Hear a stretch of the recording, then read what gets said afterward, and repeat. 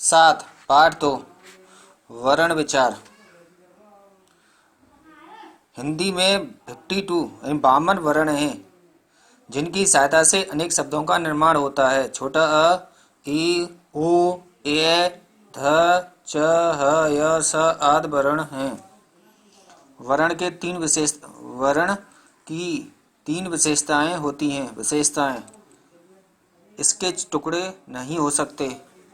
सबसे छोटी इकाई, इनके मेल से शब्द बनते हैं। वर्णमाला अल्फाबेट। वर्णमाला शब्द वर्ण प्लस माला से मिलकर बना है, जिसका अर्थ है वर्णों का समूह। किसी भाषा में जितने वर्णों का प्रयोग होता है उन सबको एक निश्चित क्रम व्यवस्था में मिलाने पर वर्णमाला बनती है। हिंदी में वर्णमाला स्वर अ आ इ ई उ ऊ ऋ ए ऐ ओ औ 11। व्यंजन का खा गा गा ण च छ ज झ ध ज झ ङ ट ठ ड ढ ण त थ द ध न प फ ब भ म य र ल व स स ह 33। अयोगवाह छोटी अंक बड़ी अंक 2। अन्य ड अंकी बिंदी ढ ढ पे अंकी बिंदी 2। संयुक्त व्यंजन छ त्र ज्ञ स्र 4। कुल मिलाकर के 52।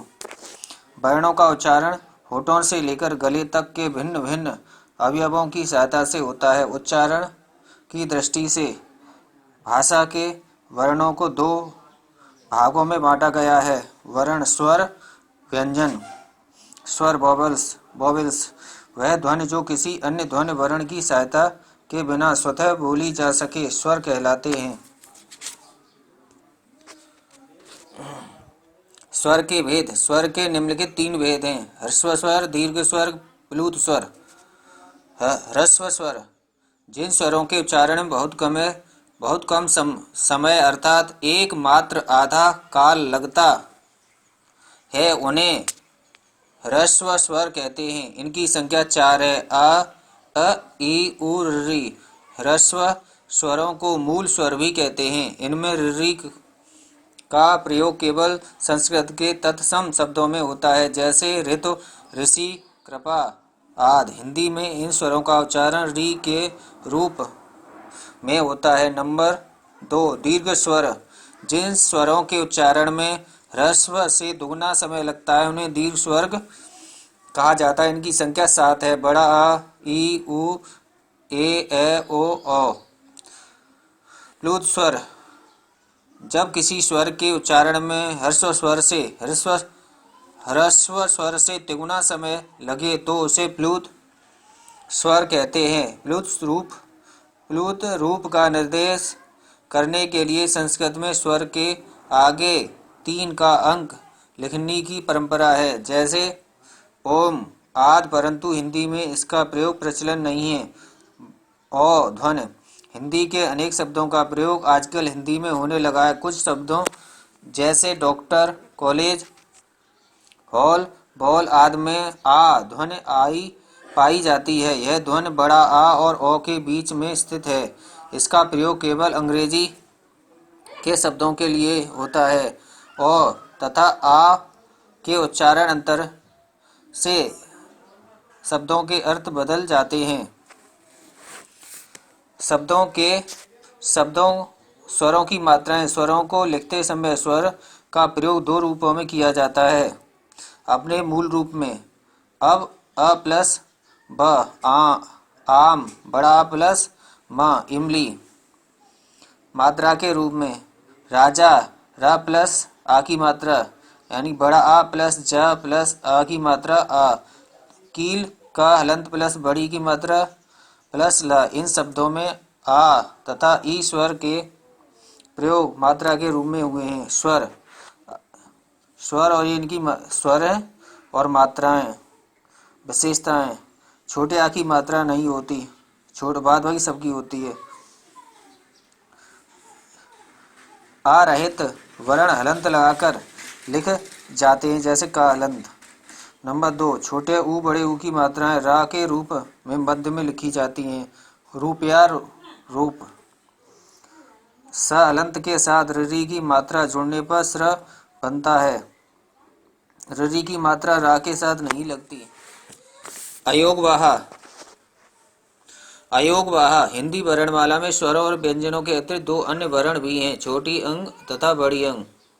फिर अनुस्वार तथा अनुनासिक। अनुस्वार अंकी बिंदी और अनुनासिक चंद्र बिंदी, ये दोनों ध्वनियां भिन्न होती हैं। अनुस्वार व्यंजन ध्वनि है जिसका उच्चारण करते समय ध्वनि के केवल नाक से निकलती है। अनुनासिक का उच्चारण सभी स्वरों के साथ होता है और उसका उच्चारण करते समय हवा नाक और मुंह से निकलती है। विसर्ग विसर्ग का उच्चारण ह के समान होता है। व्यंजन जिन वर्णों का उच्चारण हम स्वरों की सहायता के बिना नहीं कर सकते उन्हें व्यंजन कहते हैं। हिंदी में 39 व्यंजन हैं। ये हैं का वर्ग, चा वर्ग, टा वर्ग, ता वर्ग, पा वर्ग। स्पर्श व्यंजन है ये सभी। या अलावा अंतस्थ व्यंजन 4 और सा सा हा ऊष्म व्यंजन छत्र ज्ञा ये संयुक्त व्यंजन। अणा अणा दो विगुण व्यंजन। अल्प प्राण व्यंजन। उच्चारण के अनुसार व्यंजनों के दो भेद हैं। नंबर 1 अल्प प्राण। अल्प प्राण व्यंजन जिन व्यंजन वर्णों के उच्चारण में कम समय लगे और कम प्रयत्न करना पड़े उन्हें अल्प प्राण व्यंजन कहते हैं, जैसे क ग ढ। महाप्राण जिनका उच्चारण करते समय अधिक समय लगता है, अधिक प्रयत्न करना पड़ता है और श्वास वायु अधिक मात्रा में अधिक वेग से बाहर निकलती है तथा ह की ध्वनि अंत में सुनाई पड़ती है, जैसे वर्णों का उच्चारण स्थान। बोलते समय वायु फेफड़ों से निकलकर श्वास नलिका से होती हुई बाहर की ओर आती है। उस समय जहां सांस रोका जाता है वह स्थान संबद्ध ध्वनि का उच्चारण स्थान कहलाता है। इन उच्चारण स्थानों के आधार पर व्यंजनों को 9 वर्गों में बांटा गया है। नंबर 1 कंठ है जिनका उच्चारण कंठ गले से होता है। छोटा बड़ा बड़ी अंग का खा गा घा अणा और ह।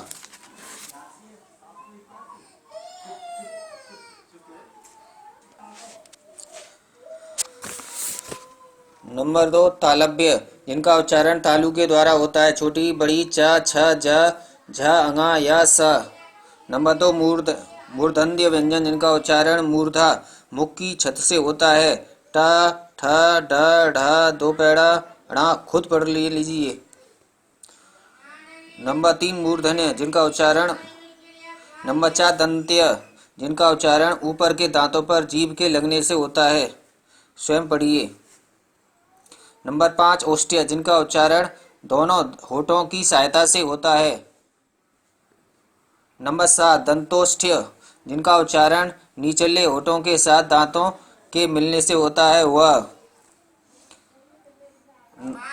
8 कंठोष्ठ्य जिनका उच्चारण कंठ और होठों के द्वारा होता है, छोटा हो बड़ा हो। नंबर 9 कंठ तालव्य जिनका उच्चारण कंठ और तालु के द्वारा होता है, छोटी ए बड़ी है।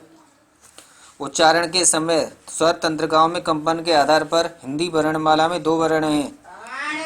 अघोष जिन ध्वनियों के उच्चारण में स्वर तंत्रिकाओं में कंपन अथवा गूं उत्पन्न नहीं होता उन्हें अघोष कहते हैं, सभी वर्णों के पहले और दूसरे वर्ग।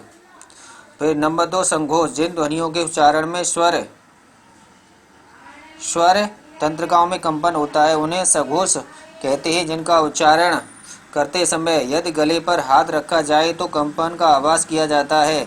ये हैं सभी स्वर व्यंजन, संयुक्त व्यंजन, व्यंजन द्वित्व जिन वर्ण के 2 बार मिलने से व्यंजन द्वित्व होता है।